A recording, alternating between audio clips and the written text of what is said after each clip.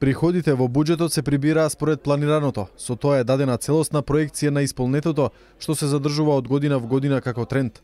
Требаше да платиме 3 милиарди и 800 милиони ДДВ и ние ги наплативме во целост. Значи проекцијата за месец јануари е исполнета. За најновите проценки за растот на македонската економија, премиерот Никола Груевски посочи дека е прерано да се даде некоја конечна оценка за целата година. За нас имаме само еден месец од вкупно 12 месеци во годината и прерано е да се дава некоја конечна оценка.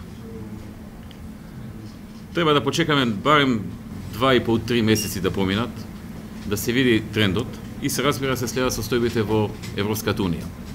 Дали во тој период некаде до март ќе почнат некои знаци на подобрување или нема да започнат, бидејќи состојбите во Европската унија директно влијаат на состојбите во нашата економија. Премиерот најави дека внимателно ќе се следат состојбите и согласно тоа ќе се прават чекори и мерки доколку има потреба.